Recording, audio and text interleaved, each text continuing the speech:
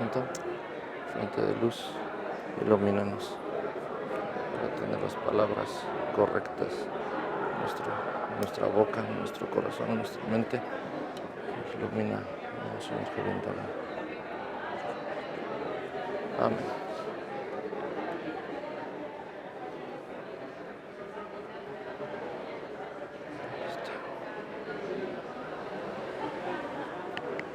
Va a ser usted viéndome a mí. Te miro a ti, ¿no? Ajá. No a la cámara. No a la cámara, por favor, Monsieur. Okay. Listo. Grabando. 5, 4, 3. Monseñor Javier Martínez, muchas gracias por concedernos esta entrevista para Letella, para la Academia de Líderes Católicos y para el CISAF. Gracias a vosotros. Me habéis dado la oportunidad de estar aquí. Monseñor, primero que nada, si nos puede decir su nombre completo y de dónde es usted, dónde nació. Francisco Javier Martínez Fernández, nací en Madrid, en el centro de Madrid, muy cerquita de las Cibeles, por lo cual soy del Real Madrid, no puedo evitarlo, y una familia muy humilde que eran inmigrantes de las montañas de Asturias. Monseñor, ¿usted actualmente qué está haciendo? ¿Dónde se encuentra? En este momento estoy en la Ciudad de México, estoy participando en la Academia de Líderes Católicos y ha sido un privilegio y una gracia muy grande el poder participar dando unos cursos en este quinto diplomado de la Academia y el primero que se hace en Ciudad de México. Monseñor, ¿y en España qué se dedica? ¿Qué misión tiene? Soy arzobispo de Granada y por tanto mi misión es ser pastor. Quiero mucho a mi pueblo y gozo estando con mi pueblo. A veces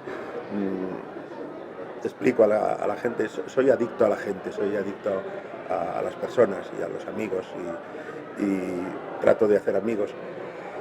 Cuido de la iglesia que el Señor me ha dado, que es una iglesia bella, compleja. En Granada está la tercera universidad de España y al mismo tiempo tiene una zona rural importante que sufre todos los problemas típicos del mundo rural español. Además es una zona rural de montaña, con lo cual esos problemas se agravan de alguna manera y hasta me preocupa mi pueblo. Lo quiero, trato de servirlo anunciando a Jesucristo lo más que puedo. Como no puedo llegar a todas partes, también hemos hecho pues algunas iniciativas culturales para poder llegar a la universidad y llegar al mundo del pensamiento y llegar al mundo del turismo, porque Granada es una ciudad turística que entre 2 y 3 millones de personas la visitan todos los años, a pesar de ser una ciudad relativamente pequeña. Y esa es mi labor, ser pastor de un pueblo precioso al que amo con toda mi alma. Seguramente lo amo muy pobremente y no como él necesitaría ser servido y ser amado, pero lo amo de todo corazón. Brevemente y resumiendo, ¿qué hace un pastor, qué hace un obispo por su pueblo? Orar por él, lo primero de todo, y tratar de cuidarlo. Es muy difícil cuidar a 800.000 personas, pero tratar de cuidarlo, estar atento a sus necesidades, anunciar a Jesucristo, compartir el don que el Señor nos ha hecho de la vida de la Iglesia, para que esa vida de la Iglesia pueda crecer y desarrollarse en la vida de las personas. Yo percibo a la Iglesia ante todo como una gran familia, como un pueblo. No pienso en una organización fundamentalmente, sino en una gran familia y un pueblo. Las familias se utilizan criterios diferentes que en las organizaciones. Las organizaciones en el mundo de hoy tienden a ser utilitarias, instrumentales. Las familias son un espacio de afecto gratuito, de cariño, de entrega. No se concibe muchas veces la Iglesia así, soy consciente de ello, y el concebirla así genera sus dificultades propias, ¿no? Porque no llegas a todas partes y quieres llegar en profundidad a las personas, pero pero es lo que a mí me ha salvado. Perdón. Es lo que a mí me ha salvado. Yo he conocido la Iglesia como un lugar donde yo fui cuidado en la adolescencia y en la juventud, y no sé hacer otra cosa. Monseñor, ¿el Papa Francisco cómo ha influido en usted? Pues de maneras muy concretas, justamente en esa misma percepción de la cercanía con las personas, la cercanía con el pueblo. Siempre, luego el hecho de ser un papa que proviene del Nuevo Mundo y que tiene esa inmediatez en su palabra y en su relación, yo he tratado de tenerla, y me confirma y me da alegría, me da la libertad de sentirme con esa libertad para decir lo que quieres decir al pueblo que el Señor te ha confiado, a la Iglesia que el Señor te ha confiado, ¿no? Y que es su esposa, es la esposa del Señor, y tú tienes la misión de cuidarla, de que entienda mejor y disfrute más que Cristo es la vida de los hombres. Monseñor, a veces a los obispos, a los pastores, no se les entiende, no se les comprende. Le pasa lo mismo al Papa Francisco.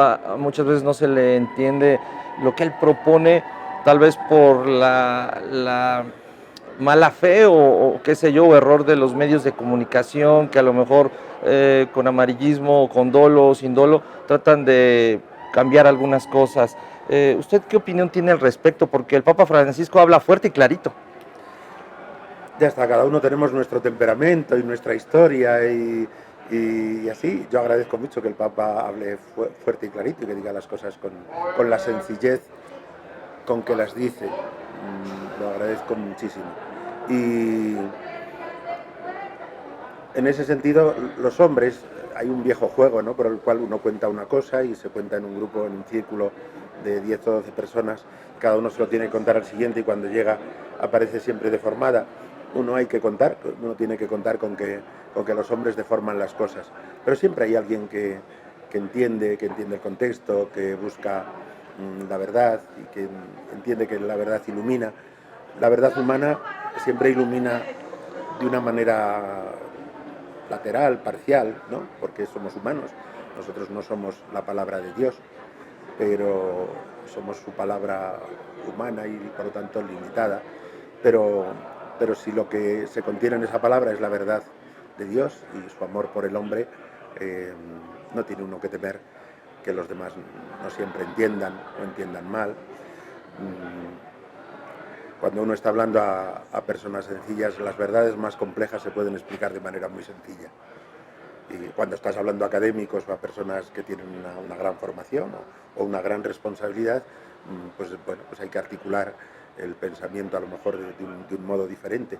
Pero las mejores teologías de San Agustín, que es un gran doctor de la Iglesia, están en sus sermones al pueblo, y no en sus tratados dogmáticos o en sus tratados teológicos, ¿no?, sino en los sermones al pueblo, es donde uno encuentra la teología más profunda de San Agustín. Tenemos que aprender los pastores a comunicar con sencillez las cosas más grandes. Es verdad también que las más grandes son las más sencillas, que a veces cuando la verdad se vuelve muy complicada es que no es una verdad muy interesante. Y tal vez esa sería la clave de por qué tanta sencillez para otros no es tan sencillo entender el lenguaje y el mensaje del Papa Francisco. Puede ser, sin duda, sin duda. Aquí el hecho de que sea un papa latinoamericano es muy importante. Es decir, el pontificado tiene una raíz, diríamos, en un primer momento en el Medio Oriente, después pasa al mundo al mundo griego, y ya eso constituyó problemas para la vida de la Iglesia, porque las culturas, al ser diferentes, pues generan dificultades de comprensión y necesidad de esfuerzos de comprensión. Cuando el Oriente de alguna manera empieza su decadencia, y de algún modo, y el centro de la Iglesia de alguna manera se pasa al mundo latino, generó problemas porque los griegos veían a los latinos como una cultura inferior y bárbara, y así. El salto del Atlántico naturalmente es normal que genere algunas dificultades, pero el mensaje es el mismo, el anuncio es el mismo, la Iglesia es la misma, la Iglesia es una, confesamos siempre en el credo, y la cabeza visible de esa Iglesia es el sucesor de Pedro. Y si el Señor ha querido que el sucesor de Pedro provenga de este continente de la esperanza que es América Latina, somos nosotros los que tenemos que aprender de este salto y acoger con gozo esta nueva forma cultural que adquiere el magisterio de la Iglesia en la persona del Papa Francisco. Monseñor, queremos que si nos puede ayudar a comprender, si nos puede ayudar a explicarnos el por qué el mundo se empeña tanto en tratar de abrir, romper o destruir el sacramento de la confesión, por qué hay tantas iniciativas en el mundo que tratan de romper este silencio, este sacramento.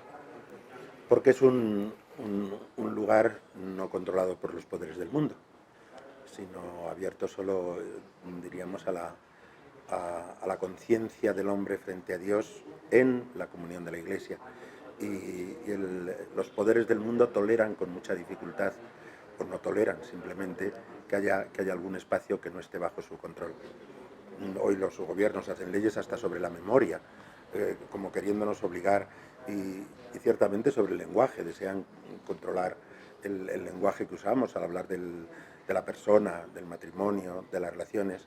De hecho, por ejemplo, hasta se cambia el nombre de persona por el nombre de ciudadano, y todos esos cambios que parecen inocentes y no están todos cargados de sentido. Entonces, que haya un lugar como la vida sacramental, no es solo la confesión, por supuesto la confesión es un punto álgido, ¿no? Pero donde no haya acceso al control del mundo, pues genera una resistencia brutal y ya está. Pero la Iglesia dará testimonio de que el hombre, frente al misterio de Dios y el misterio de su conciencia, eso no está sometido a los poderes del mundo. Monseñor Javier, y eso es por el bien del hombre, no por los intereses de la Iglesia, sino por salvar y proteger, cuidar la dignidad del hombre. Monseñor Javier, ¿qué pasaría si se le obliga a la Iglesia que tiene que abrir el secreto de confesión? ¿Qué pasaría si se les obliga? Pues que habría muchos mártires, pero no pasaría nada más. ¿La Iglesia qué posición está tomando al respecto? La Iglesia ha hablado con toda claridad que el secreto de confesión es un secreto sagrado y que por lo tanto nadie tiene acceso ni derecho a violarlo, y por lo tanto ya está, no es una cuestión negociable. Monseñor, en la vida, ¿ser líder o ser santo? El líder cristiano es el santo, no hay otro. No hay otro líder cristiano más que el santo.